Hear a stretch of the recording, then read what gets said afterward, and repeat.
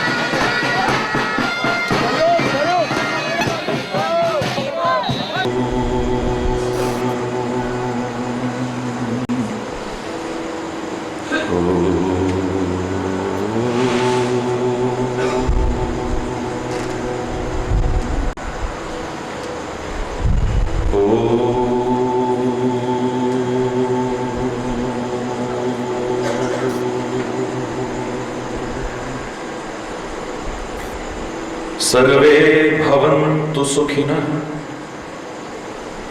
सर्वे सन्तु निरामयाः, सर्वे भद्राणि पश्यन्तु, मा कश्चित् दुःखभाग् भवेत्। ॐ शान्ति शान्ति शान्ति।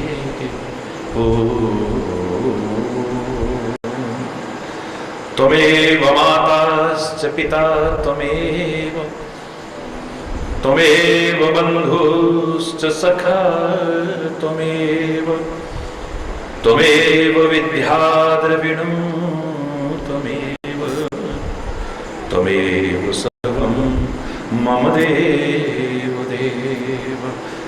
ॐ शान्ति शान्ति शान्ति।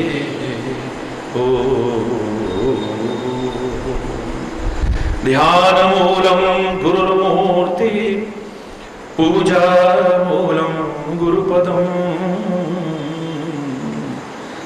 मन्त्रमूलं गुरुर्वाक्यं, मोक्षमूलं गुरुकृपा। ॐ शान्ति शान्ति शान्ति।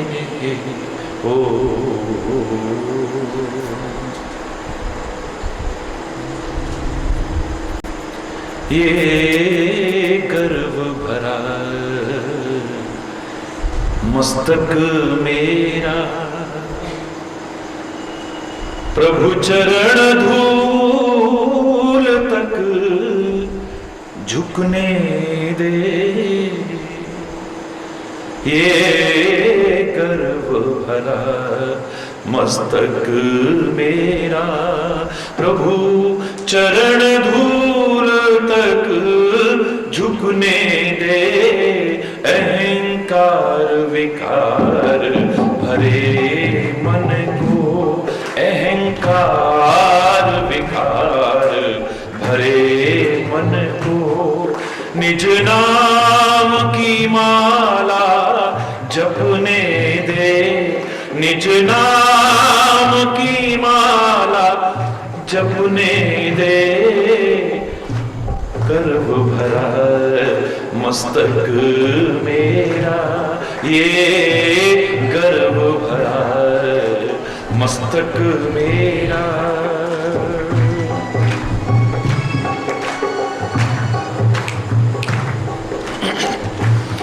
मैं ज्ञान की बातों में खोया और कर्महीन बनकर सोया।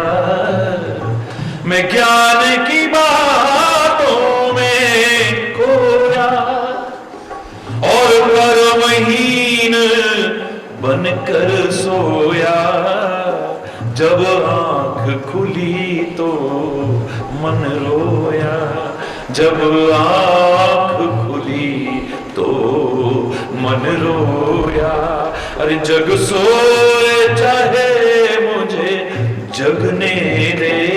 अहंकार विकार भरे मन को, अहंकार विकार भरे मन को, निज नाम की माला जपने दे, निज नाम की माला जपने दे, ये गर्व भरा मस्तक मेरा, ये गर्व भरा।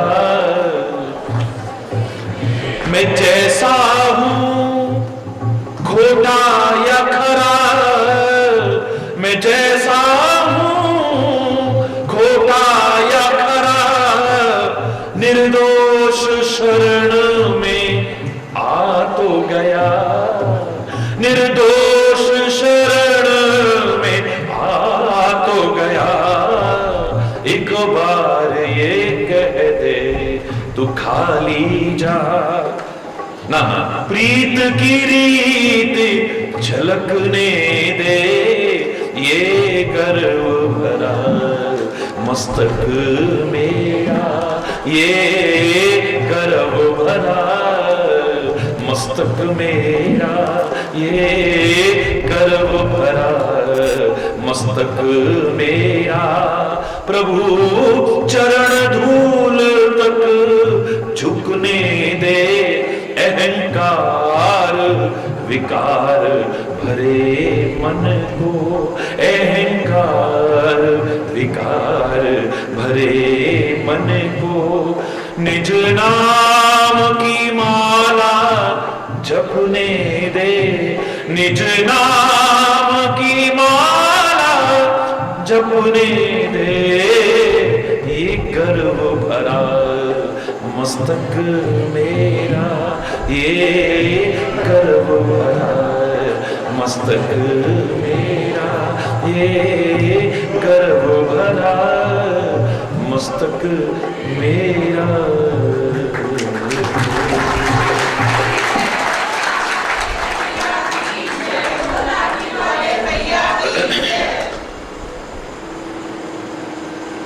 नैतिक मूल्यों की चर्चा के लिए आपने अनुरोध किया है। हरि बोल। बहुत कुछ बोलता हूं और सुनते रहते हैं आप लोग। कुछ वाक्य में इस्तेमाल करूंगा इसमें जो आपके विषय को पुष्ट करते जाएंगे। दिन में भी मैंने कहा था, दिन के उजालों में कुछ ऐसा मत करना जो रात को चैन से सो ना सको। अंदर कचोटता रहे कि हाय हमसे ऐसा क्यों हुआ, हाय हमसे ऐसा क्यों हुआ, हाय हमसे ऐसा क्यों हुआ। दिन के उजालों में कुछ ऐसा मत करना जो रात को चैन की नींद सो ना सको, और रात के अंधेरों में कुछ ऐसा मत कर बैठना जो दिन में आंखें मिलाने से भी कतराते रहो। बस फिर दोहरा रहा हूं, दिन के उजालों में कुछ ऐसा मत करना रात को चैन की नींद ना आ सके, और रात के अंधेरों में कुछ ऐसा मत कर बैठना जो सुबह आंखें मिलाने में भी कतराते रहो। शर्म के मारे सिर नीचा होता रहे। अगर इतना भी आ गया, आपके अंदर नैतिकता अपने आप प्रवेश कर जाएगी। दावे से कहता हूं,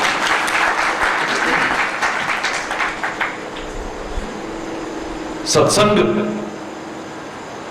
जो मार्गदर्शन देता है, सच्ची खुशियां, सच्चा आनंद, सच्चा चैन, सच्चा सुकून, सच्ची शांति हासिल कराने में सहायक होगा।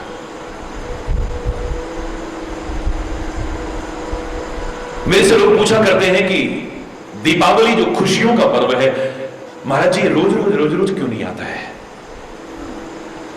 दिवाली खुशियों का प्रतीक है, उमंग का प्रतीक है, उल्लास का प्रतीक है, उत्साह का प्रतीक है। ऐसे त्योहार रोज रोज क्यों नहीं आते हैं? वर्ष में एक बार ही क्यों आते हैं? जब भी मुझसे किसी ने ऐसा प्रश्न किया, मैंने एक ही बात कही है, दिवाली में 3 अक्षर हैं, दी वा ली। हमारी आत्मा ने, सच्चे महात्मा ने, सदगुरु ने, हमारे ग्रंथों ने जो शिक्षा दी वह आपने ली।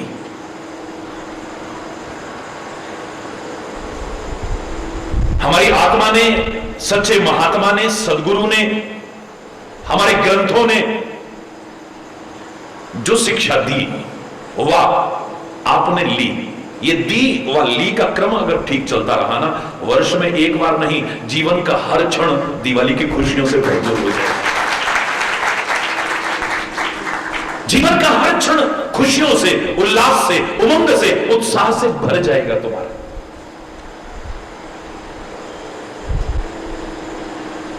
लेकिन कितनी भी चेन पहन रखी हैं आपने, सोने की पहन रखी हो, डायमंड की पहन रखी हो, पर चैन नहीं है। लाखों की रचनाएं हो चुकी हैं, दोहे, सोरठे, कविताएं, पद, तो उनमें मैंने एक बार कहा था कि कार है पास मगर कर दिया बेकार जन्म। मैं अभी प्रसंग शुरू नहीं कर रहा हूं। कार है पास मगर कर दिया बेकार जन्म, गले में चैन है बेचैन फिर भी रहते हैं। गले में चैन है, बेचैन का तात्पर्य था बिना चैन वाला।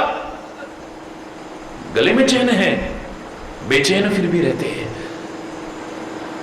जब तक विकार दूर नहीं होंगे, जब तक बुराइयां दूर नहीं होंगी, जब तक हमारी कमियां दूर नहीं होंगी, जब तक हमारे बुरे व्यसन हमसे दूर नहीं होंगे, जब तक जीवन की विकृतियां दूर नहीं होंगी, सच्चा चैन, सच्चा सुकून, सच्ची शांति सब कुछ पाकर के भी नहीं हासिल कर पाएंगे। मैं सीधे सीधे शब्दों में कहता हूं, मेरी आंखों में गंदगी आ जाए, जब तक मेरी आंख से दूर नहीं होती, मेरी आंख को चैन कहां मिलता है? यूं ही करता रहता हूं। और अगर मैंने इग्नोर किया, मैंने उस आंख में आई हुई गंदगी को दूर न किया और बर्दाश्त करता रहा, तो एक दिन इन्फेक्शन हो जाएगा, बहुत बेचैन हो जाऊंगा मैं। आंख में आई जब तक गंदगी दूर नहीं होगी, मेरी आंख को चैन, बोलो ना, मैं प्रैक्टिकल बात कर रहा हूं, कोई पूरी कथा नहीं कर रहा हूं। मेरे कान में आई हुई मैल जब तक मेरे कान से दूर नहीं होती, मेरे कान को चैन नहीं मिलता है। मेरी नाक में आई हुई गंदगी जब तक नाक से दूर नहीं होती, सच बोलिए, मेरी नाक को चैन नहीं मिलता है। मेरे मुंह में आई गंदगी, कफ या थूक, जब तक मुंह से दूर नहीं होती, अब ये फर्क हो सकता है आप अंदर पी जाएं या बाहर फेंकें, मुंह से दूर नहीं होगी जब तक, तब तक आपको चैन, बोलो ना। शरीर में आई हुई गंदगी जब तक शरीर से दूर नहीं होती है, छटपटाते हैं लोग, जब तक शरीर से दूर नहीं होगी, मेरे शरीर को चैन नहीं मिलेगा। कुछ गंदगी ऐसी होती है, दिखती नहीं है, हमें रक्त शोधक दवाइयों को लेना पड़ता है, हमारे खून में गंदगी आ रही, दिखती नहीं है, लेकिन हमने अगर उसे नजरअंदाज किया, एक दिन फोड़े, फुंसी, दाद वगैरह के रूप में, एक्जिमा इत्यादि के रूप में, खुजली के रूप में बाहर उभर करके आएगी, बेचैन कर देगी। खून में आई गंदगी जब तक दूर नहीं होगी, हमें चैन नहीं मिलता है। हमारी अंग विशेष में आई गंदगी जब तक हमारे अंग से दूर नहीं होती, हमारे अंगों को चैन नहीं मिलता। हमारे शरीर में आई गंदगी जब तक शरीर से दूर नहीं होती, शरीर को चैन नहीं मिलता। ऐसे ही हमारे मन में आई हुई गंदगी भी जब तक दूर नहीं होगी, हमारे मन को भी सच्चा चैन, सच्चा सुकून, सच्ची शांति मिलने वाली नहीं। मैं क्षमा चाहते हुए कहूंगा, अपनी बात शुरू करने से पहले, अगर हम चाहते हैं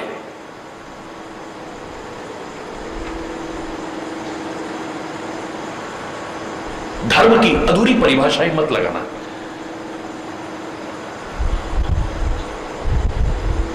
आप जप करते हैं, बड़ी अच्छी बात है, लेकिन आप इतना जप करते हैं पर सच्चे धार्मिक होंगे। मेरे से अगर कोई कहे मात्र इतने से मैं आपको सच्चे धार्मिक का पट्टा नहीं दे सकता हूं। आपने सारी दुनिया की तीर्थों की यात्रा कर ली है और आप सच्चे धार्मिक ही होंगे, मैं गारंटी से नहीं कह सकता हूं। आपको गीता, रामायण, गुरु ग्रंथ, कुरान, बाइबल सब कंठस्थ है, लेकिन आप सच्चे धार्मिक होंगे, गारंटी नहीं है इस बात की। आप बहुत दान पुण्य करते हैं, लेकिन सच्चे धार्मिक होंगे, गारंटी नहीं है इस बात की।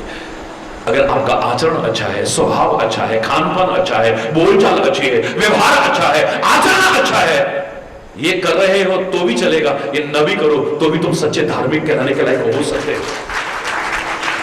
एक सच्ची इंसानियत अगर, जिसको लेकर के आप एक मानवता का अभियान लेकर के आप चल रहे हैं, मानवता की सेवा का अभियान लेकर के आप चल रहे हैं। किसी शायर ने कहा था, मस्जिद है बहुत दूर चलो यूं कर ले, मस्जिद है बहुत दूर चलो यूं कर ले, किसी रोते हुए बच्चे को हंसाया जाए, बस इतने में ही हो जाएगा। किसी के आंसू पोंछ लिए जाए, किसी के दुख दर्द को दूर कर लिया जाए, तो शायद वो सुकून, वो शांति, वो आनंद हासिल होगा जो लाख प्रयास करके आप हासिल नहीं कर पा रहे हो। हरि चैतन्यपुरी को जब मैंने रामचरित्र पढ़ा तो 3 पुरी प्रमुख नजर आई। बहुत है लेकिन 3 प्रमुख पुरी नजर आई।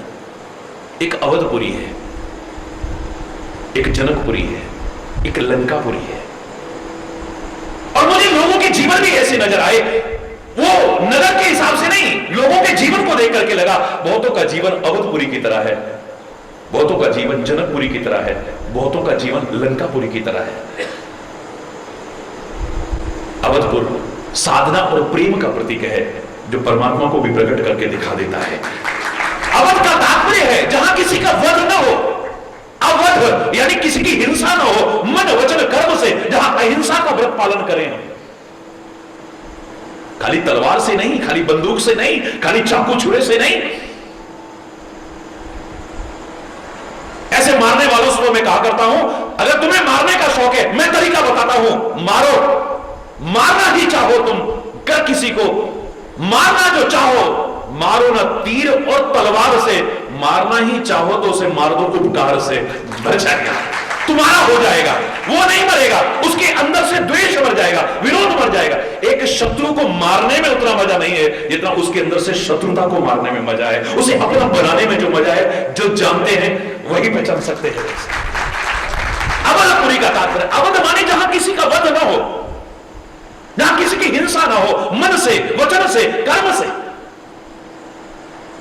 ऐसा जीवन बन जाए तो उस अवधपुर में नहीं, हमारे अंतर राम का प्राकट्य यानी परमात्मा का प्राकट्य हो जाए। एक जनकपुरी है जो ज्ञान का प्रतीक है, ज्ञान परिपूर्ण, विवेक परिपूर्ण जीवन जहां जीने की कोशिश की जाए, वहां जनक ही नहीं, सारे जनकपुरी ज्ञान की चरम सीमा में जीते हैं। ऋषि मुनि भी जहां पर उपदेश देने के लिए आते हो, ऐसा विलक्षण उदाहरण नहीं मिलेगा। एक राजा के पास वहां आत्मा और परमात्मा का मिलाप होगा, यानी राम और सीता का मिलाप हो जाए, बड़ी बात नहीं है। जनकपुरी ज्ञान की प्रतीक है, अवधपुरी प्रेम और साधना की प्रतीक है, और लंकापुरी विषय भोगों की प्रतीक है, हिंसा की प्रतीक है, निर्दयता की प्रतीक है, जुल्म की पराकाष्ठा की प्रतीक है। अवध में राम प्रकट होता है, जनकपुर में राम और सीता का मिलाप होता है, यानी आत्मा और परमात्मा का मिलाप होता है। लंकापुरी में आया हुआ राम भी अंदर प्रवेश नहीं करता है, वहां आया हुआ भी लंका के अंदर प्रवेश नहीं करता है, क्योंकि वहां रात दिन विषय भोग विलासताएं, बुराइयां, कमियां, विकृतियां, दोष, आया हुआ राम भी प्रवेश नहीं करता। और इसका प्रमाण मिलता है, राम ने जब रावण को देखा, मृत्युशैया पर पड़े रावण को देखा, जमीन पर गिर चुके रावण को देखा, रावण हंसता है। आज पहली बार उसने राम बोला है, उससे पहले राम नहीं बोला। राम अभी मैं ही जीता हूं, तुम नहीं। सारे लोग बोले रस्सी जल गई पर ऐंठ नहीं गई अभी। अरे तू कैसे जीता है? राम जीते हैं, सत्य जीता है, धर्म जीता है, अच्छाई जीती है। तेरे प्रतीक के रूप में बुराई का अंत हुआ है, अधर्म का अंत हुआ है, असत्य का अंत हुआ है। मैं ही जीता हूं। कैसे कह रहा है तू अभी भी? बोले मैं जीते जी इनको अपने नगर में प्रवेश नहीं करने दिया। जीतेगी मेरी लंकापुरी में राम प्रवेश नहीं कर पाया, और इनके होते, इनके सामने, इनके धाम में जा रहा हूं, ये रोक सके तो रोक ले मुझे। अपने जीवन को अवधपुरी बनाना या जनकपुरी बनाना, कम से कम लंकापुरी तो बनाने की कोशिश मत करना। कर्म, भक्ति और ज्ञान का सुंदर समन्वय स्थापित करके अपने जीवन को उच्च, महान और आदर्श बनाने की कोशिश करना। कर्म तो चाहे जो करते हुए, चाहे जैसे करते हुए जिंदगी बसर कर जाओगे। मेरे प्यारे भाइयों, मेरी प्यारी बहनों, मेरे प्यारे प्यारे बच्चों, आमतौर से लोग कह भी देते हैं कर्म ही पूजा है। आपका क्या विचार है? कर्म ही पूजा है? जो मानते हो हाथ उठाओ ना, हाथ जोर से, पूरा शर्माइए मत, संकोच क्यों कर रहे हैं? कर्म ही पूजा है जो स्वीकार करते हैं, बहुत अच्छी बात, लेकिन मेरा हृदय स्वीकार नहीं करता है। और जब मैंने सुनाया तो आज 20 करोड़ से ज्यादा लोग मुझे सुनते हैं, सब लोग स्वीकार करते हैं कि आपने बिल्कुल ठीक कहा है, कर्म ही, क्योंकि ही में और भी में there is a lots and lots of difference. कर्म ही पूजा, चाहे जो किया हुआ कर्म, चाहे जैसे किया हुआ कर्म, पूजा कैसे हो सकता है? पूजा करके शांति मिलती है, सुकून मिलता है, चैन मिलता है, लेकिन आप ही कहा करते हो बिना विचारे जो करे सो पाछे पछताए, पश्चाताप होगा, ग्लानि होगी, शर्मिंदगी का सामना। किस कर्म को करके? जिस कर्म के साथ ज्ञान नहीं है, जिस कर्म के साथ विचार नहीं है, जिस कर्म के साथ विवेक नहीं है, ऐसा विचार शून्य कर्म, चाहे जो किया हुआ कर्म, चाहे जैसे किया हुआ कर्म, कभी भी तुम्हें शांति प्रदान नहीं कर सकता, सुकून प्रदान नहीं कर सकता, चैन प्रदान नहीं कर सकता, और पूजा कहलाने का अधिकारी नहीं हो सकता है। जिसको करके शर्मिंदगी हो, पश्चाताप हो, ग्लानि हो, अंदर से धिक्कारे, और कोई धिक्कारे ना धिक्कारे, पर विचार करे निष्पक्ष होकर के, शांत होकर के, अंतरात्मा धिक्कारे, ये तूने क्या किया, ये तूने क्या किया, ये तूने क्या किया है। जिस कर्म के साथ विचार नहीं है, विवेक नहीं है, ज्ञान नहीं है, ऐसा कर्म पूजा कहलाने का अधिकारी, जोर से बोलो, बिल्कुल। ये मैं सिद्ध करके दिखाता हूं आपको, आपके विषय पर भी आऊंगा, मैं जरूर आऊंगा। और ज्ञान, सबसे बड़ा ज्ञान क्या है? मेरे कबीर ने बड़े प्यारे शब्द कहे, पोथी पढ़ पढ़ जग मुआ, पंडित भया न को, ढाई आखर प्रेम का, पढ़े सब पंडित। प्रेम से बड़ा और ज्ञान नहीं हो सकता है। ज्ञान की पराकाष्ठा प्रेम में, आचरण में परिवर्तित होती है। यानी कर्म ही मात्र न किया जाए, चाहे जो कर्म, चाहे जैसा कर्म नहीं, कर्म के साथ ज्ञान और भक्ति का यदि समन्वय स्थापित कर दिया जाए, जीवन कितना उच्च, महान और पवित्र बनेगा, सोचा भी नहीं होगा आपने। गीता में भगवान कृष्ण ने खाली कर्म की शिक्षा दी है क्या? आमतौर से बड़ा एक भ्रम जैसा लोगों को है, भगवान कृष्ण कर्म योगी थे, मात्र कर्म की चर्चा करते थे। किसने कहा है? श्रीमद् भगवत गीता 18 अध्याय में 6 अध्याय में सांख्य योग है, ज्ञान योग है, 6 अध्याय में उपासना यानी भक्ति योग है, और 6 अध्याय में कर्म है। बराबर बराबर रखा है तीनों। इन तीनों का समन्वय हो जाए, जीवन उत्थान की ओर होगा, कभी भी पतन की ओर नहीं हो सकता है। कर्म, भक्ति और ज्ञान का समन्वय, मात्र श्रद्धा नहीं। देखो भगवान चाहेंगे तो हो ही जाएगा, गुरु महाराज जी चाहेंगे तो हो ही जाएगा, मात्र कर्म नहीं।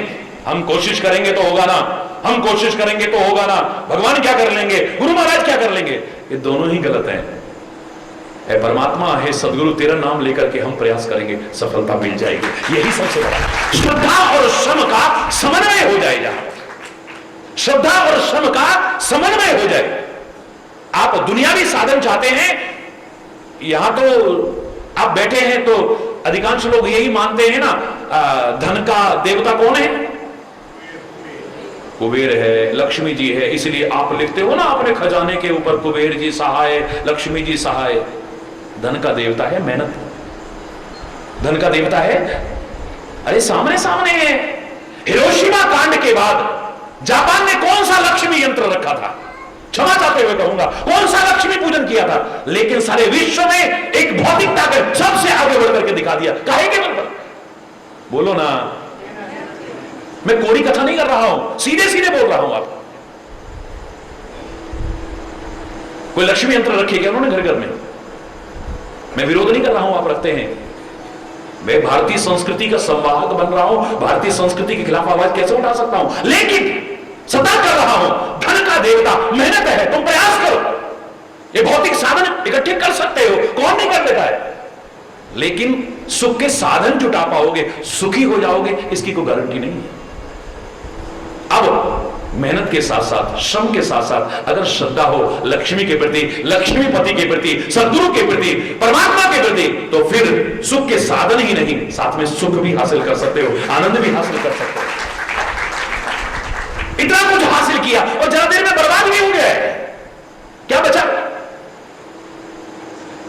जीरो से हीरो, फिर हीरो से जीरो। अरे बोलना, जोर से बोलो। पा सकते हैं आप, लेकिन सुख के साधन जुटा सकते हैं, सुखी हो पाएंगे। बड़े बड़े धनाढ्य लोग हम लोगों के पैरों में आके ना गिरते ऐसे ही।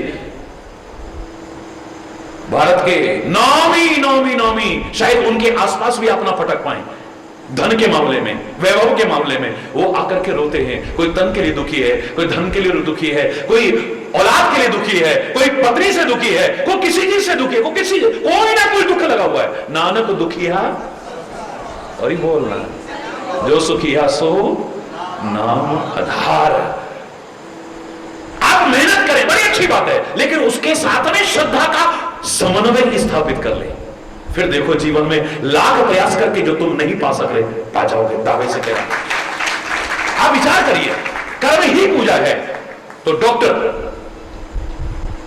अपने क्लिनिक पे या जहां भी काम करता है वहां पर काम कर रहा है, पूरी मेहनत कर रहा है, ये उसका कर्म है। बोलो ना, जोर से बोलो, उसका कर्म है।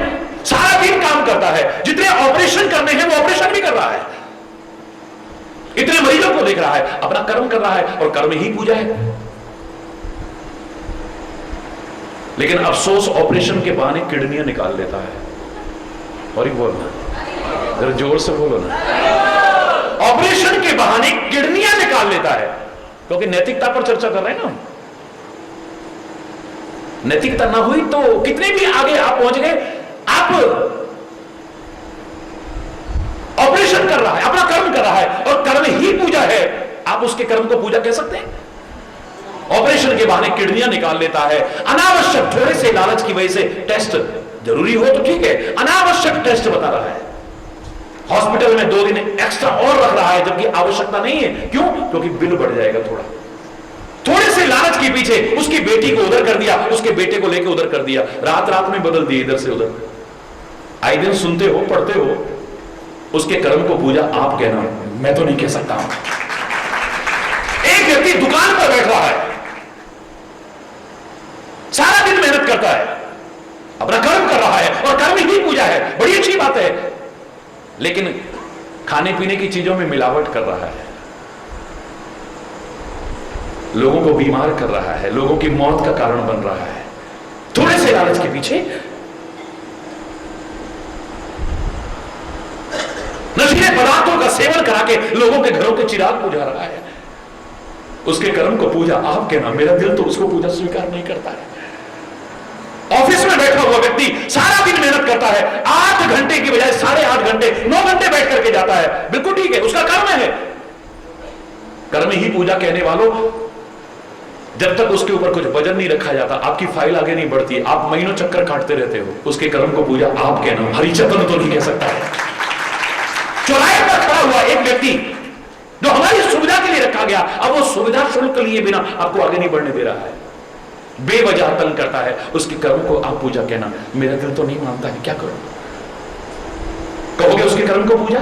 जिस कर्म के साथ विचार ही नहीं है, जिस कर्म के साथ विवेक नहीं है, जिस कर्म के साथ नैतिकता नहीं जुड़ी हुई है, वो कर्म कभी भी पूजा नहीं हो सकती है। लेकिन जिस कर्म के साथ विचार हो, विवेक हो, ज्ञान हो, और साथ में परमात्मा का स्मरण हो, जो भी कर्म तुम कर रहे हो वो कर्म पूजा कहलाने लायक बन सकता है। दावे से कह रहा है, कर्म भी पूजा बन सकता है, कर्म ही पूजा नहीं है।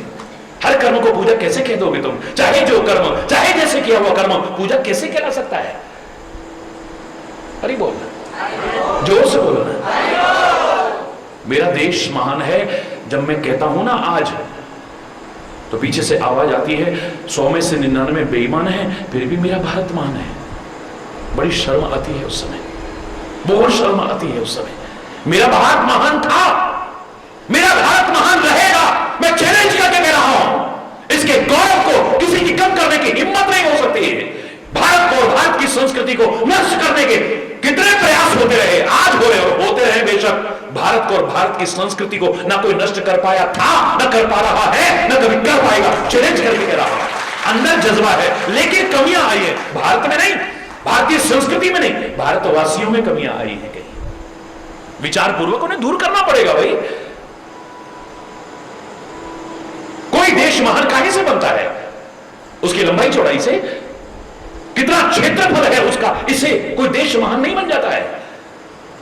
इसकी जनसंख्या कितनी है, बहुत बड़ी जनसंख्या से कोई देश महान नहीं बन जाता है। अपने क्षेत्रफल से महान नहीं बनता, उसमें रहने वाले लोगों से महान नहीं बनता, लेकिन उसमें रहने वाले लोगों के अंदर नैतिकता और चारित्रिक बल कितना है, उससे देश महान बनता है। देश की महानता देश में रहने वाले लोगों की नैतिकता और चरित्र, और आज राष्ट्रीयता, मानवता, नैतिकता और चरित्र का निरंतर हो रहा ह्रास चिंता का विषय है। जागरूक नहीं है हम। आप कितने भी बड़े बन गए हैं, लेकिन आपके अंदर अगर नैतिकता ना हुई, चारित्रिक बल ना हुआ, शायद लोग आपकी महानता पर उंगलियां उठाना शुरू कर देंगे। आप वकील हैं, दुनिया के सबसे बड़े, भारत के नहीं दुनिया के सबसे बड़े वकील हैं, लेकिन आपके अंदर अगर नैतिकता नहीं है, आपका चरित्र नहीं है, आपसे मुकदमा लड़वाने में लोग डरेंगे, ये हमारे शत्रु पक्ष से कहीं मिल ना जाए, ये उससे मिल ना जाए कहीं। आप हिंदुस्तान के नहीं दुनिया के सबसे बड़े डॉक्टर हो गए, भगवान का रूप माना जाता है डॉक्टर, जो कोई भेदभाव नहीं करता है। डॉक्टर का रूप देखना है तो लंका में नजर आता है। राम और रावण के युद्ध में जब लक्ष्मण मूर्छित हो गया है, सुखेन वैद्य को बुलाया गया, तो उसने कोई शत्रुता निकालने की कोशिश नहीं की है। युद्ध चरम सीमा पर पहुंच रहा है। इस समय अगर मैं लक्ष्मण को मार देता हूं, कुछ गलत इंजेक्शन लगा के, गलत दवाई है, अरे मेरे महाराज के लिए युद्ध जीतना कितना सरल हो जाएगा। नहीं नहीं, डॉक्टर तो भगवान का रूप होता है, वो कभी गलत कर ही नहीं सकता है। उसकी निगाह में कोई शत्रु नहीं है, उसकी निगाह में खाली पेशेंट है जो सामने है, चाहे वो हिंदू हो, मुसलमान हो, सिख हो, ईसाई हो, जैन हो, बौद्ध हो, यहां तक कि भारत का हो या पाकिस्तान का हो, उसे इससे कोई लेना देना नहीं है। पाकिस्तान के लोग भी यहां आकर के हार्ट के ऑपरेशन कराते हैं, आपको मालूम है। लेकिन जिस डॉक्टर का कोई कैरेक्टर नहीं होगा, विश्व का सबसे बड़ा डॉक्टर हो जाए, उससे ऑपरेशन कराने में डर लगेगा, कहीं हमारी किडनियां न निकाल देंगे। अरे बोलना, जोर से बोलो ना। इंजीनियर बन गया है, दुनिया का सबसे बड़ा इंजीनियर, बहुत बड़ा इंजीनियर बन गया है, लेकिन अगर उसके अंदर नैतिकता ना हुई, उसका चरित्र ना हुआ, इंजीनियरिंग कमाल कितने दिख रहे हैं आप? किसी पर व्यक्तिगत आक्षेप करना मेरा उद्देश्य नहीं हो सकता है। मैं तो उनकी महानता को भी नमस्कार करता हूं। मेरा इशारा खाली उनके लिए जिनके अंदर नैतिकता और चरित्र नहीं। कैसे कैसे अद्भुत चमत्कार किए हैं इंजीनियरों ने, आज हमारे देश के गौरव को कितना बढ़ाया है। लेकिन अगर चरित्र ना हुआ, नैतिकता ना हुई, उनके बनाए पुल, उनकी बनाई सड़कें, उनकी बनाई बिल्डिंगें पहले ही चरण में धराशायी हो जाएंगी, तो कोई अंदाजा नहीं लगेगा कब का धराशायी। मंत्री जी उद्घाटन करने में डरेंगे, पहले तुम चल के दिखाओ। किसी ने कहा ठेकेदार से, इंजीनियर ने, अबे बेवकूफ, इंजीनियर साहब बेवकूफ क्यों कह रहे हैं आप? बोले बेवकूफ नहीं तो क्या है। हुआ क्या था, उसको चूना लगाने का एक पुल पर ठेका दिया गया, वो बेचारा घूम आया साइड पे, वहां कोई पुल ही नहीं था जिस पर चूना लगाना था। उसने आके शिकायत करी कि मुझे जो आपने कॉन्ट्रैक्ट दिया है उस पुल पर चूना लगाने का, वहां तो पुल ही नहीं है। अरे बेवकूफ, बेवकूफ मत कहिए इंजीनियर साहब, हर आदमी की अपनी इज्जत होती है, आप इंजीनियर होंगे अपनी जगह पर। बोले बेवकूफ नहीं है तो क्या है, हम सारा पुल खा गए तो चूना नहीं खा सकते। अगर हमारे अंदर नैतिकता ना हुई, हमारे अंदर चरित्र ना हुआ, हमारे बनाए पुल, बिल्डिंग और सड़कें मजबूत बनेंगी, गारंटी है क्या? राजनेता बहुत बड़ा राजनेता है, लेकिन अगर नैतिकता ना हुई, चरित्र ना हुआ, वो राष्ट्र के विकास में, उत्थान में अपना योगदान दे पाएगा? मुझे तो नहीं लगता है। पहले मुगल लूट के ले गए, फिर अंग्रेज लूट के ले गए, अब अपने ही लूट रहे हैं, खसोट रहे हैं। हरि बोलना, मेरा किसी पर व्यक्तिगत आक्षेप नहीं है, क्योंकि मैं ना किसी दल में ना किसी दलदल में। हरि बोलना, जोर से बोलो ना। मैं सबका हूं और सब मेरे हैं, ये दावे से कह सकता हूं मैं। संत है, सारी दुनिया में पूजित है, सारी दुनिया उसके चरणों में सिर झुकाती है। लेकिन अगर नैतिकता ना हुई, चरित्र ना हुआ, उस संत का मार्गदर्शन हमारे जीवन का उत्थान करेगा। भ्रम में हो फिर तुम लोग।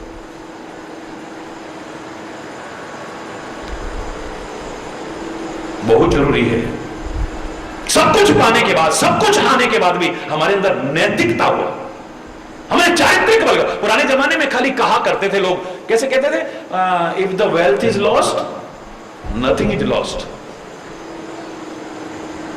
पैसे को मैं तो देने वालों क्या कहा करते थे आप ही लोग कि पैसा गया तो कुछ नहीं, ये तो फिर आ जाएगा, जिंदगी होनी चाहिए। If the wealth is lost nothing is lost, if the health is lost something is lost, कुछ खो गया है आपका। और if the character is lost everything is lost. धन गया तो कुछ न गया, स्वास्थ्य गए कुछ जाता है, और यदि चला चरित्र गया नरका तो फिर कुछ नहीं रह जाता है, नहीं कुछ भी।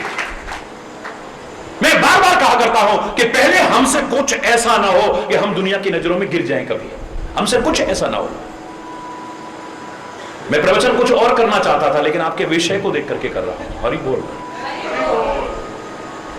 और बड़ी गहराई से सुनिएगा, हमारी कोई क्रिया, हमारी कोई चेष्टा, हमारा कोई व्यवहार, हमारा कोई आचरण ऐसा ना हो कि हम दुनिया की नजरों में भी गिरे। लेकिन दुनिया का तो अपना अपना नजरिया है, ये अच्छों को भी बुरा कह सकते हैं, बुरों को भी अच्छा कह सकते हैं। एक ही व्यक्ति 10 को अच्छा लगता है, 10 को बुरा लगता है, कैसे निष्कर्ष निकालेंगे कि सामने वाला व्यक्ति अच्छा है या बुरा है? फिर इनकी जो परिभाषा है अच्छे बुरे की, ये स्वार्थ प्रेरित है। गाड़ी मांगी हमने, घर में 4-4 गाड़ी खड़ी है, हमें जरूरत पड़ी, इतने बुरे लोग हैं पड़ोस में, गाड़ी को मना कर दिया। गाड़ी दे देते तो बहुत अच्छे थे। अरे बोल, जोर से बोलो। गाड़ी दे देते तो बहुत अच्छे थे, गाड़ी को मना कर दिया इसलिए बहुत बुरे हैं। और आपको गाड़ी दे दे, पैसे में मदद कर दे, उन्हें कर दे, चाहे वो तस्कर हो, चाहे गलत कर्म करने वाला हो, बड़ा अच्छा आदमी भैया, टाइम पे काम आता है। अरे बोल, क्यों? यही परिभाषा नहीं होती आपकी? हो सकता है उसका कोई स्वार्थ हो, इलेक्शन में खड़ा होने वाला है, हर तरह से आपकी हेल्प करने की कोशिश कर रहा है, वो भी ऐसे लग रहा है कि इन्वेस्टमेंट कर रहा है। हरि बोल रहा है, लेकिन आपकी परिभाषा स्वार्थ प्रेरित है, अच्छे और बुरे की। आपके मन के अनुकूल किसी ने कर दिया, आदमी बहुत अच्छा है, आपके मन के खिलाफ जरा सा हो गया, आदमी बहुत बुरा है। आपकी परिभाषा मान्य नहीं है विचारकों के दृष्टिकोण से, किसी के प्रति विधि हुई। आपके सामने तो भगवान को भी अगर खड़ा कर दिया जाए, दोष दृष्टि अगर बन जाएगी, मर्यादा पुरुषोत्तम श्री राम के जीवन चरित्र में से कमियां निकाल देंगे, जिन्होंने कदम कदम पर मर्यादा का पालन किया है। काहे के मर्यादा, बाली को छुप के मार दिया, काहे के मर्यादा पुरुषोत्तम, गर्भवती सीता को, अरे कोई इंसानियत ही नहीं, जंगलों में भटकने को छोड़ दिया। काहे के मर्यादा को उंगलियां उठाओगे भगवान को भी, उनको भी नहीं छोड़ोगे आप, क्योंकि आपका नजरिया, आपकी सोच अपने स्तर की है। आंखों पर अगर काला चश्मा चढ़ा लिया जाए, सामने सफेद कपड़े वाला भी बैठा हो, काला ही नजर आएगा वो। अरे बोलना, दुनिया की नजरों से भी गिरने की कोशिश मत करना मेरे प्यारे बच्चों, मेरे प्यारे भाइयों, मेरी प्यारी बहनों। लेकिन एक बार जो दुनिया की नजरों से गिरा, डरने की आवश्यकता नहीं, वो तो जीवन में उभर सकता है। लेकिन जो आत्मा, महात्मा या परमात्मा की नजर में गिर गया, वो जीवन में कभी उभर नहीं पाएगा। जो अपनी आत्मा की नजर में गिर गया, महात्मा की नजर में गिर गया, परमात्मा की नजर में गिर गया, और इन तीनों की नजर एक ही है, अलग अलग नहीं। अगर इसमें गिर गया तो फिर उभरने की संभावना नहीं होगी। मुझे याद आता है वो उदाहरण, रामचरितमानस का वो उदाहरण। बड़ा सुंदर पुल तैयार हो गया, सागर पर सेतु का निर्माण हो गया। भगवान श्री राम कहने लगे, अरे वानरों, क्या चमत्कार किया है तुमने, समुद्र पर पुल, पानी पर पत्थर तैरा दिए, अद्भुत चमत्कार, विश्व का महानतम आश्चर्य। वानर कहने लगे, प्रभु क्यों शर्मिंदा करते हैं, ये सब आपके नाम की महिमा है, आपकी महिमा है, ये आपने किया है, हम कौन होते करने वाले। जैसे कह रहे थे ना, मेरा आपकी कृपा से सब काम हो रहा है, करते हो तुम कन्हैया, मेरा नाम हो रहा है। जब विश्व का इतना बड़ा पुरस्कार मुझे मिला, मुझसे लोगों ने पूछा आप इसके बारे में क्या कहेंगे। पहली बात तो मैंने कहा, भैया मेरे, ये सम्मान मेरा नहीं है, ये भारत का और भारतीय संस्कृति का है, जो होता रहा, हो रहा है और आगे भी होता रहेगा, इसे कोई रोक नहीं सकता है। हरि बोल, जोर से। मुझसे पूछा कि आप सारी दुनिया में आज इतना नाम, मैंने इतना ही कहा था, मुझे कौन पूछता था तेरी बंदगी से पहले, मैं तुम्ही को ढूंढता था इस जिंदगी से पहले। एक खाक का जर्रा था और क्या थी मेरी हस्ती, मैं थपेड़े खा रहा था तूफान में जैसी कश्ती, दर दर भटक रहा था तेरी बंदगी से पहले, मुझे कौन पूछता था इस जिंदगी से पहले। मैं था इस तरह जहां में जैसे खाली सीप होती, मेरी बढ़ गई है कीमत, तूने भर दिए हैं मोती। हरि बोल, जोर से बोल रहा है। वानर कहने लगे प्रभु क्यों शर्मिंदा करते हैं, ये तो आपके नाम का प्रताप है, आपका प्रताप है। भगवान कहते हैं तुम्हारी महिमा, वानर कहते हैं आपकी महिमा, और व्यर्थ की बहस में, व्यर्थ के चिंतन में, व्यर्थ के क्रियाकलापों में जो एक क्षण भी नष्ट करता है वो विचारशील नहीं हो सकता है। श्री राम इस अंतरहित एंडलेस बहस को यही समाप्त करते हैं। ये तो कोई निष्कर्ष नहीं निकलेगा, तुम मेरी महिमा कहोगे, मैं तुम्हारी महिमा कहूंगा। ऐसा करते हैं, परीक्षा करके देखते हैं।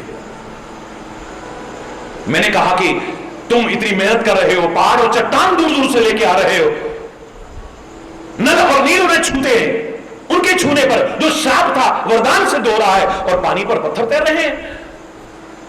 वानर कहने लगे प्रभु सागर की लहरों में अगर वो तैर भी रहे थे, एक उधर जाता एक उधर जाता, ये पुल की शक्ल में क्यों खड़े हुए हैं, कैसे खड़े हुए हैं? बोले हनुमान एक पहाड़ पर रा लिखता है, दूसरे पर मां लिखता है, सीमेंट और सरिये की जरूरत ही नहीं, आपके नाम की तरह आपस में जुड़ जाते हैं, आपके नाम की तरह जुड़ जाते हैं। पर अंतरहित बहस को प्रभु विराम देते हैं। भगवान ने छोटा सा कंकड़ उठाया और उठा करके कहने लगे अगर मेरा फेंका हुआ एक छोटा सा कंकड़ भी तैर गया, मैं कहूंगा मेरी महिमा है, वरना तो तुम्हारे फेंके बड़े बड़े पहाड़ और चट्टान भी तैर रहे हैं।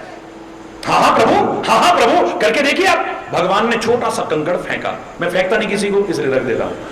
भगवान ने छोटा सा कंकड़ फेंका, जैसे ही फेंका वो तो डूबता ही डूबता जा रहा है, नीचे ही नीचे नीचे ही नीचे। हाहाकार मच गया चारों ओर, खोदा पहाड़ निकली चुईया, हे भगवान ये तो हमसे भी कहीं गुजरे हैं, हमारे फेंके बड़े बड़े पहाड़ और चट्टान भी तैर रहे हैं, इनका तो छोटा सा कंकड़ भी डूब गया। हनुमान खड़े हुए एक ऊंची सी शिला पर, कहने लगे रे वानरो अपनी बुद्धि को भ्रमित मत करो, अब क्या रह गया बाकी, अपनी आंखों से देख लिया, इनके अंदर कुछ नहीं है, हमारे फेंके बड़े बड़े पहाड़ और चट्टान भी तैरे, इनका छोटा सा कंकड़ भी डूब गया। हनुमान कहता है तुम्हारे फेंके बड़े बड़े पहाड़ और चट्टान क्यों तैरे और इनका छोटा सा कंकड़ भी क्यों डूबा, जानते हो? अब क्या जानना बाकी है? बोले मैं बताता हूं तुम्हें। अरे वो दुनिया वालों, यानी हे वानरो, अरे वो दुनिया वालों जिसे तुम इस भवसागर में फेंक दोगे, ठुकरा दोगे, छोड़ दोगे, वो तो उबर करके ऊपर आ सकता है, लेकिन जिसे परमात्मा ही छोड़ देंगे, फेंक देंगे, ठुकरा देंगे, वो कभी ऊपर नहीं आ सकता है। जो आत्मा की नजरों में गिर गया, महात्मा की नजरों में गिर गया, परमात्मा की नजरों में गिर गया, वो कभी ऊपर नहीं आ सकता, संवर नहीं सकता, उबर नहीं सकता है। शायद इसीलिए आप लोग प्रार्थना करते हो, नजरों से गिराना ना, चाहे जितनी सजा देना, नजरों से गिराना ना, चाहे जितनी सजा देना, नजरों से जो गिर जाए, दुनिया की नहीं, तेरी नजरों से जो गिर जाए, वो मुश्किल ही संभल पाए। मोहन तेरे चरणों की गर धूल ही मिल जाए, सच कहती हूं मेरी तकदीर संवर जाए। प्रार्थना करो ना मेरे साथ, ये पंक्ति बार बार दोहराया करो। नजरों से गिराना ना, चाहे जितनी सजा देना, नजरों से गिराना ना, चाहे जितनी सजा देना, नजरों से जो गिर जाए, तेरी नजरों से गिर जाए, मुश्किल ही संभल पाए। मोहन तेरे चरणों की गर धूल ही मिल जाए, सच कहती हूँ मेरी तकदीर संवर जाए। मोहन तेरे चरणों की गर धूल ही मिल जाए। हरि बोल, जोर से बोलना। हमसे कुछ ऐसा ना हो जाए इसीलिए संत बने हैं, ग्रंथ बने हैं, आत्मा की आवाज है। मैंने एक वाक्य कहा था कि हम शास्त्रों के अनुसार अपने जीवन को नहीं ढालते। हरि बोल। हम शास्त्रों के अनुरूप अपने जीवन को नहीं ढालते हैं।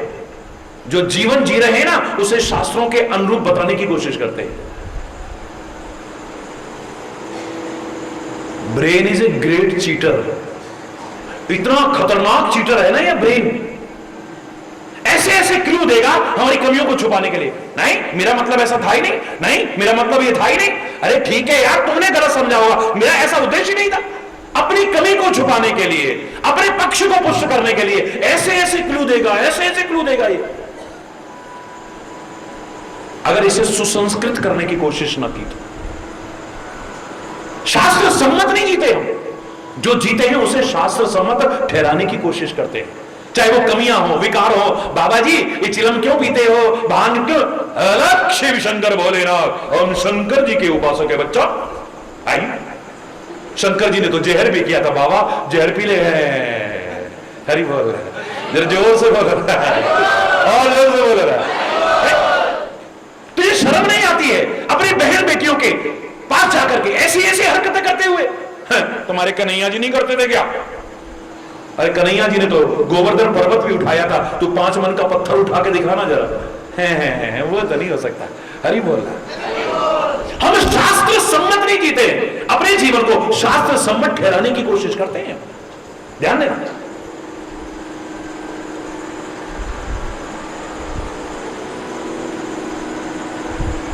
विचार करोगे ना तो कहीं ना कहीं कमी नजर आएगी। और वो कमी काहे की है? नैतिकता की कमी है।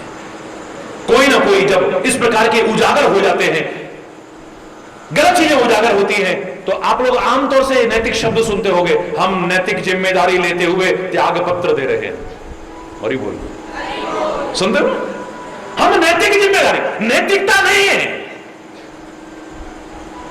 खाली आपकी जबान बंद करने के लिए हम नैतिक जिम्मेदारी लेते हुए, और वो भी जब तक आरोप सिद्ध नहीं होता, आप हमें ऐसे कैसे कह सकते हैं? हरि बोल। जोर से बोल रहा है।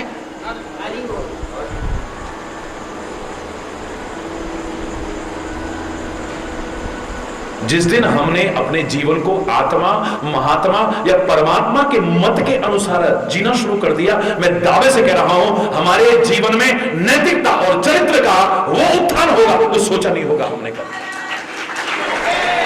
नैतिक मूल्य हमारे पास सब कुछ है, सब कुछ है, लेकिन इसका अभाव हुआ तो कुछ भी नहीं है, कुछ भी नहीं है हमारे। हम कितने भी सुंदर हैं, कितने भी सुंदर है, दुनिया के सबसे सुंदर हैं, लेकिन हमारे अंदर नैतिकता और चारित्रिक बल ना हुआ, हो सकता है हमसे कुछ ऐसा हो जाए दुनिया थू थू थू थू करेगी एक दिन। अरे बोल क्यों? गलत कह रहा हूं? और चाहे कितने भी बदसूरत क्यों ना हो, आमतौर से सड़क पे चलते हैं ना तो ट्रकों के पीछे लिखा होता है ना सीरत बुरी है ना सूरत बुरा है, बुरा है वही जिसकी नीयत बुरी है। शक्ल कैसी भी क्यों ना हो, लेकिन हमारे अंदर अगर नैतिकता है, चारित्रिक बल है, दुनिया वाह वाह करेगी, वाह वाह करेगी हमारी जिंदगी को देखकर। इतिहास साक्षी है, सुकरात जैसा महान दार्शनिक शायद भूतो न भविष्यति, न हुआ है ना होगा शायद, इतना महान दार्शनिक सोक्रेटिस, अगर आपने उसे सुना हो या पढ़ा हो तो बड़ा महान दार्शनिक था, फिलोसोफर, ग्रेट फिलोसोफर, लेकिन जिसे आप सुंदरता कहते हो ना, वो सुंदरता उसके पास नहीं थी। काली करोटी शक्ल। हरि बोल। किसने कहा मेरे से काला बुरा होता है क्या? मैंने कहा काला तो सबसे अच्छा होता है। कैसे महाराज जी? मैंने कहा कितने भी तुम गोरे हो, उसमें काला तिल हो तो अच्छा लगेगा ना, और कितने भी आप वैसे हो, अगर सफेद तिल हो जाए तो बोलो ना, सफेद दाग हो गया, दाग कहलाएगा वो।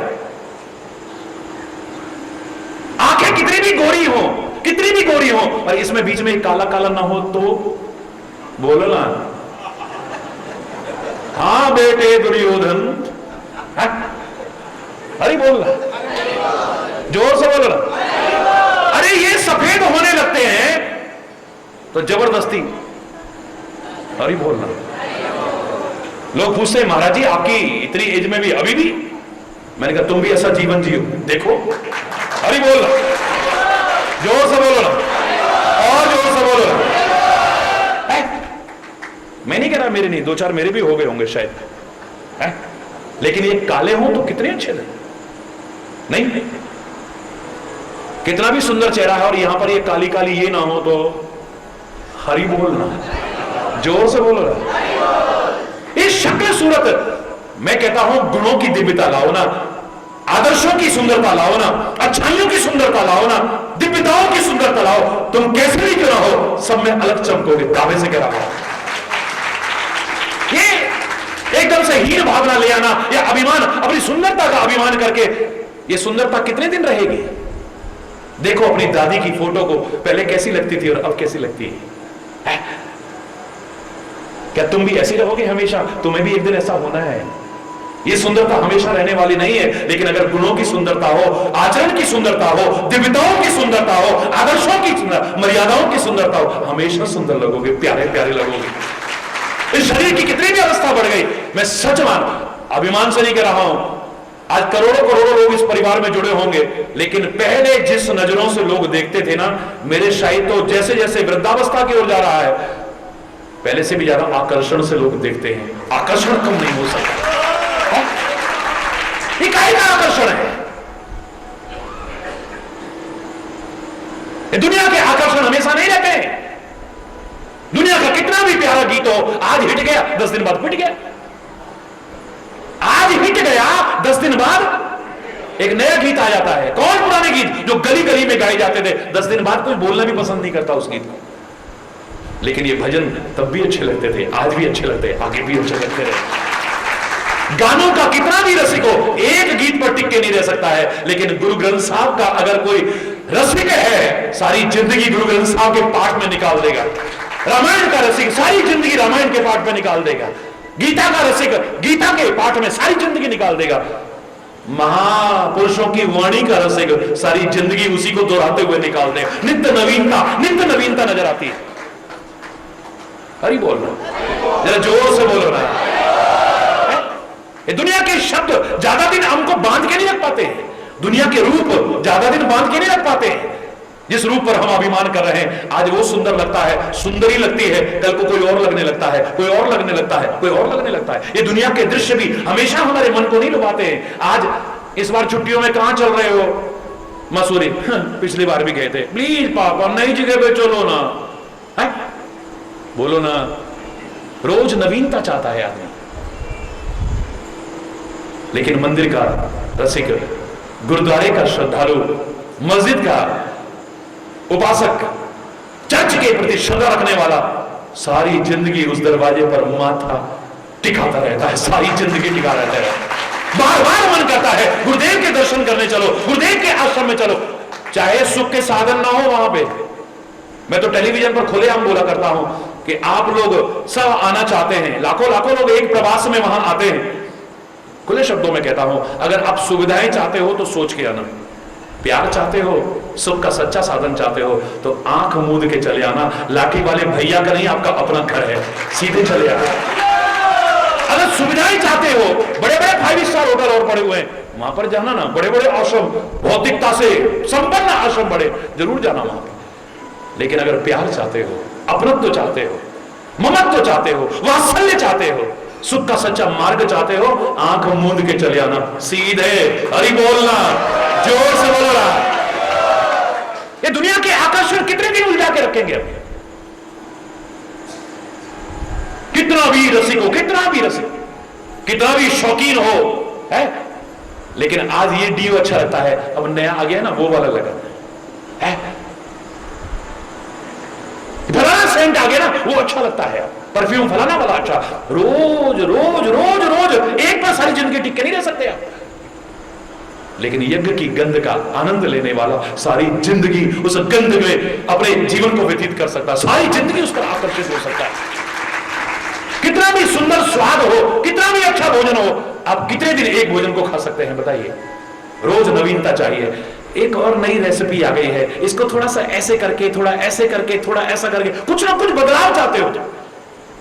आज ये चाहिए, कल वो चाहिए, अरे वो भी मिले, इसको ऐसे अब थोड़ा बदल लो, अब इसको थोड़ा ऐसा चेंज कर लो, रेसिपी थोड़ी सी बदल लो, ऐसे चाहते हो।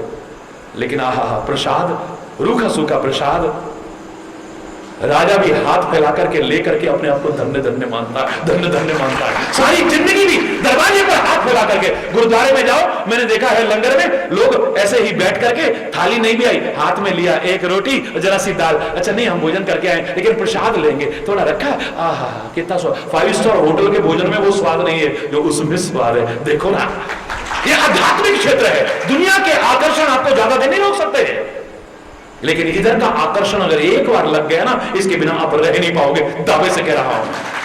एक बार इधर का आकर्षण हो गया तो बस यही से हमारे जीवन की दिव्यता का शुभारंभ हो जाएगा। तो वो जो सोक्रेटिस था, सुकरात था, सुंदर नहीं था जिसे आप सुंदर कहते हो। एक नवयुवक सुंदरता के अभिमान में अकड़ा हुआ उसके पास आया। जो दार्शनिक होते हैं ना, इनकी कई तरह की ऐसी आदतें होती हैं, हरकतें होती हैं, दूर से पता लग जाता है कि ये फिलोसोफर टाइप है। तो उसकी आदत क्या थी, वो हर समय शीशा देखता था, शीशा पास में होता था और यूं देखता रहता था, सोचता रहता था, देखता रहता था, सोचता रहता था। हरि बोल। सुंदरता के अभिमान में अकड़ा हुआ एक नवयुवक आया। अरे ओ सुकरात, भगवान ने बहुत सुंदर बना दिया है कि हर समय शीशा देखते हो। सुकरात सरल शब्दों में कहता है, भाई शीशा तो तुमको भी देखना चाहिए। हरि बोल। शीशा तो तुमको भी देखना चाहिए। हम तो देखते हैं और तू क्यों देखता है? बोले देखता तो तू है, लेकिन जिस भावना से मैं देखता हूं शीशा, काश उस भावना से तू देखे, तेरा जीवन धन्य हो जाएगा।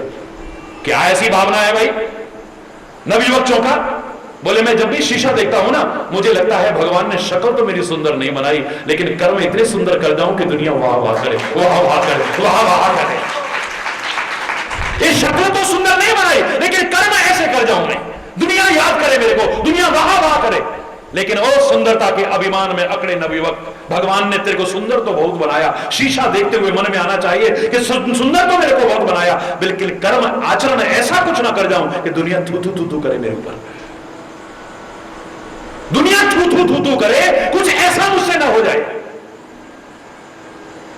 गणेश जी की जब स्तुति करते हो, उन्हें बहुत सुंदर बताते हो। लंबोदर परम सुंदर एकदंतम। और गणेश के 12 नाम में सबसे पहला नाम क्या है? सुमुखस्य।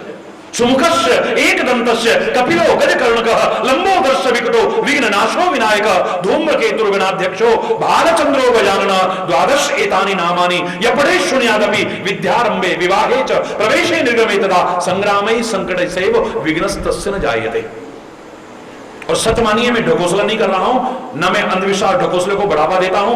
आप हाथ जोड़ करके हृदय से गणपति की ये प्रार्थना करिए, आपके काम में आने वाले विघ्न न टल जाए, तब कहिएगा। एक बार फिर बोलिए, सुमुखस्य एकदंतस्य कपिलो गजकर्णकः लंबोदरस्य विकटो विनायक धूम्रकेतुर्गणाध्यक्षो भालचंद्रो गजाननः द्वादश एतानि नामानि यः पठेत् शृणुयादपि विद्यारंभे विवाहे च प्रवेशे निर्गमे तथा संग्रामे संकटश्चैव विघ्नस्तस्य न जायते। विघ्न नहीं आएगा। सबसे पहला नाम क्या है 12 नाम में? सुमुखस्य। बड़ा सुंदर मुख है। सच मानना, तुम्हारे घर में कोई ऐसा बेटा पैदा हो जिसके लंबे लंबे दांत हो, लंबी सारी सूंड हो, छोटी छोटी आंखें हो, लंबे लंबे कान हो, मोटा सारा पेट हो और चूहे पे सवार हो, सच्ची बताना आप उसे सुंदर कहोगे? बोलो ना। देखो, डरो मत, झूठ मत बोलना, झूठ मत बोलना। जवान से बोलो, ऐसे मुंडी लगे नहीं। सुंदर कहोगे उसे? इनको सुंदर क्यों कहते हैं? कभी विचार किया आपने? ये काहे की सुंदरता है? लंबोदर परम सुंदर एकदंतम। लंबा पेट वाला सुंदर।